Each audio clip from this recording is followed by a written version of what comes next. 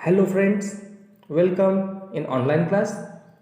Today we are going to discuss about the lesson from class 8, human body and organ system.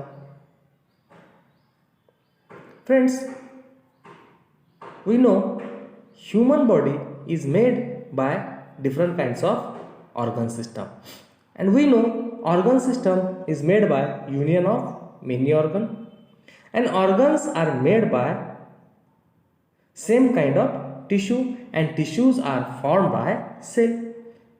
विद्यार्थी मित्र हो, आपल्याला माहिती आहे की ह्युमन बॉडी म्हणजे काय, तर मानवी शरीर. मानवी शरीर हे कसं बनलेलं आहे, तर मानवी शरीर हे वेगवेगळ्या ऑर्गन सिस्टम पासून बनलेलं आहे. मग हे पाहण्या अगोदर आपल्याला हे माहिती असणं गरजेचं आहे की मानवी शरीराची रचना कशी झालेली आहे. तर बघा, cell is a functional and structural unit of a human body or any kind of living organism. हे आपल्याला माहिती आहे. सेल, ज्याला आपण पेशी म्हणतो, हा पेशी काय आहे, कुठल्याही सजीवाचा कार्यात्मक आणि मूलभूत घटक आहे. मग काय म्हणलं आपण, ज्यावेळेस हे many cells combine together they form tissue and many tissues form organ, and that organ can perform particular function, and many organ combined together produce a system, and many system combined together they produce organ system, and many systems combined they produce human body, and all activities of human body are carried by that organ system. म्हणजे त्या organ सिस्टमच्या मार्फत मानवी शरीराच्या सर्व काही हालचाली क्रिया घडत असतात. हे छोटीशी माहिती आपल्याला माहिती असावी. तर बघा, प्रकरणाला सुरू करण्या अगोदर कॅन यू रिकॉल यामध्ये आपल्याला एक प्रश्न विचारलेला आहे. बघा इथं, from what the organ and organ system are made up of. आत्ता आपण चर्चा केल्याप्रमाणे ही ऑर्गन आणि ऑर्गन सिस्टम कशापासून तयार झालेली आहे, तर organ are made from the tissue and organ systems are made up of organ which are performing similar type of function. बघा, ऑर्गन हे टिश्यूपासून तयार झालेले आहेत आणि हे ऑर्गन आहेत एकत्र आले आणि काय तयार केलं, ऑर्गन सिस्टम तयार होते. आणि ती जी सिस्टम आहे ती काय करते, पर्टिक्युलर फंक्शन परफॉर्म करते. बघा, पुढचा प्रश्न आहे, which organ systems are present in the human body. Different kinds of organ systems are present in the body. We know different kinds of organ system combined and form a human body. What type of them? Excretory system, respiratory system, digestive system, circulatory system, nervous system, skeletal system and muscular system are some of the important organ system present in the human body. In the last class we have studied some characters of living organism. बघा, मागच्या वर्गामध्ये आपण living organism, सजीवांचे काही characters या संदर्भात अभ्यास केलेला आहे. All the vital processes which are essential properties of living things are collectively called as life processes. मागच्या वर्गामध्ये आपण काय शिकलं, लाईफ प्रोसेस म्हणजे काय, म्हणजे लाईफ प्रोसेस, द प्रोसेसेस, अशा जीवनक्रिया त्याला आपण म्हणतो, अशा क्रिया ज्या सजीवांना जिवंत राहण्यासाठी आवश्यक आहेत अशाला आपण जीवन प्रक्रिया असं म्हटलं होतं. म्हणजे the processes which are carried in our body and which are necessary for sustain the living organism or to stay alive the living organism, अशाला आपण लाईफ प्रोसेस असं म्हणतो. हे आपण शिकलेलो होतो. म्हणजे लाईफ प्रोसेस म्हणजे काय हे आपल्याला माहिती आहे. बघा, पुढे एक प्रश्न आपल्याला विचारलेला आहे, which processes occur in our body during sound sleep. आपण ज्यावेळेस झोपलेलो असतो तर कुठली प्रोसेस आपल्या शरीरामध्ये घडत असते, तर many vital processes such as circulation, respiration, digestion are takes place when we sound sleep. आपण ज्यावेळेस झोपलेलो असतो त्यावेळेस काही महत्त्वाच्या प्रोसेसेस आहेत त्या थांबत नाहीत. त्या कुठल्या कुठल्या? डायजेशन कंटिन्यूअस चालू असतं, सर्क्युलेशन कंटिन्यूअस चालू असतं, रेस्पायरेशन कंटिन्युअस चालू असतं. ह्या प्रोसेसेस आपण जागी असताना आणि झोपलेले असताना सुद्धा चालू असतात. जर ह्या प्रोसेस बंद पडल्या तर आपलं शरीरही बंद पडतं, हे आपल्याला माहिती आहे. बघा पुढे एक प्रश्न आहे आणखीन विचारलेला, which life process occur continuously in our body. असे कुठले लाईफ प्रोसेसेस आहेत की जे आपल्या शरीरामध्ये कंटिन्युअस चालतात, तर respiration, control of nervous system, circulation. These are the processes which are takes place continuously in our body. बघा, different organ in our body are working in a group so as to smoothly carry out various life processes. अनेक organ आपल्या शरीरामधले काय करत असतात, working in a group, एका ग्रुपमध्ये काम करतात. कसे? स्मूथली, व्यवस्थित, कुठलाही अडथळा न येता. कशासाठी? तर आपला जो लाईफ प्रोसेस आहे तो व्यवस्थित चालावा म्हणून. And this life processes takes place in a various steps. Whatever life processes are takes place in our body, they are completed by different kinds of organ, and specific organ carry out the specific step. Group of organs working together to form a specific function is called as a organ system. Means what? Different kinds of organs combine together and form a specific function is called as organ system.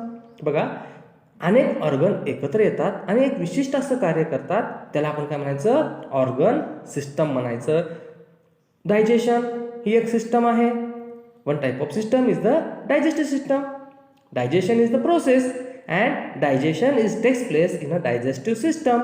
Means the process of digestion is takes place in a digestive system, and this digestive system is work by union of many organs, and that organ perform a particular function, that is the digestion.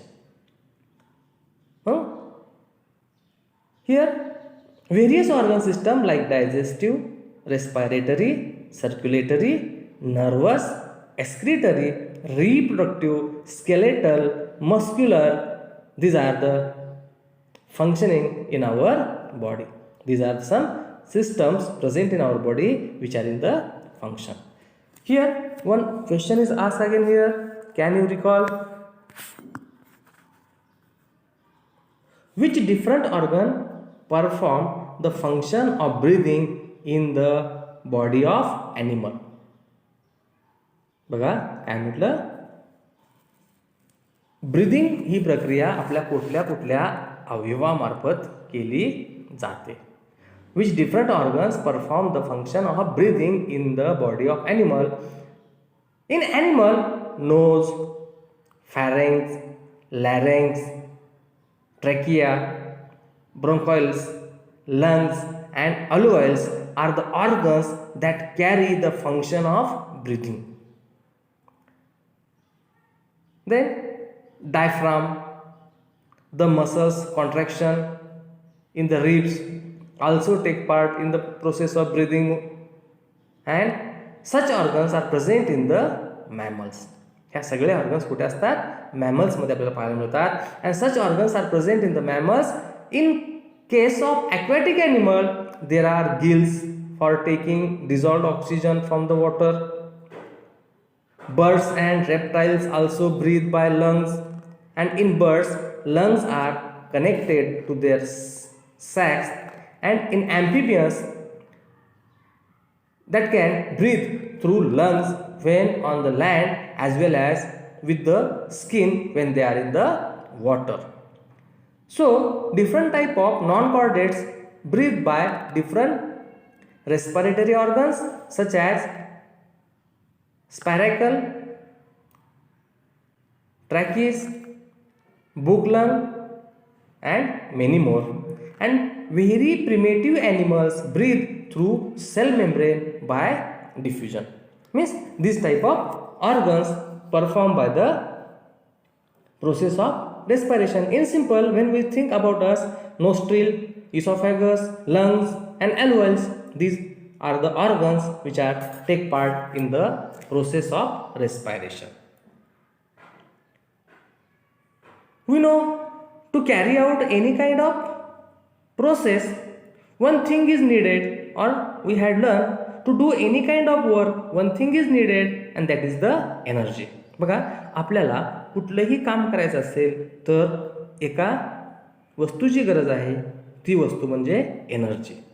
Energy is essential to do or to operate all the life processes in human body.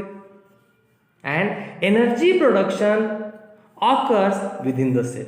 आणि हे जे energy production आहे ते कुठं घडतं? सेलच्या मध्ये. And cell need the supply of soluble nutrients and oxygen for this purpose. Means energy is needed to do any kind of work, and that energy is produced in the cell, and cell need material to produce the energy. What type of material? Soluble nutrients and oxygen. Soluble nutrients आणि ऑक्सिजनची गरज energy निर्मितीसाठी आपल्याला लागते. And this supply takes place with the help of respiratory and circulatory system. आणि हा जो मटेरियलचा साठा आहे तो कुणापासून मिळवला जातो? तो ट्रान्सपोर्टेशन मार्फत मिळवला जातो through respiration and circulation. Respiration is carried out through the 3 steps. That are external respiration,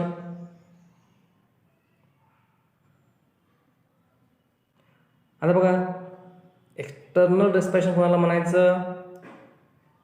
inspiration और inhalation. X that is intake of air inside the body through the nose.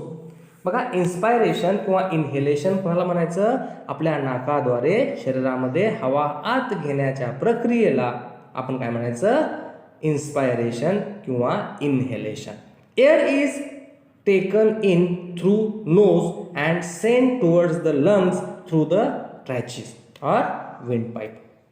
Second, expiration or exhalation. Oxygen from the inspired air goes in to blood. जो oxygen हवेमध्ये आहे तो काय होतो? रक्तामध्ये मिसळला जातो. And blood carries the carbon dioxide from various part of the body toward the lungs. शरीराच्या प्रत्येक पेशीमध्ये जो कार्बन डायऑक्साईड तयार झालेला आहे तो ब्लड मार्फत कुठं पोहोचवला जातो? लंग्समध्ये पोहोचवला जातो. And this air is gives out from the body through exhalation. तो जी हवा आहे, ज्या हवेमध्ये कार्बन डायऑक्साईड आहे, ती हवा शरीराच्या बाहेर फेकली जाते. कशा स्वरूपामध्ये? एक्सहेलेशनच्या स्वरूपामध्ये. याला म्हणतो आपण एक्सहेलेशन किंवा expiration. And both of these processes occurring with the help of lungs are collectively called as external respiration. In simple what you say? Inhalation and exhalation are the processes of external respiration. त्याला म्हणतो आपण बाह्य श्वसन. हवा आत घेणे, हवा बाहेर सोडण्याच्या प्रक्रियेला आपण म्हणतो बाह्य श्वसन.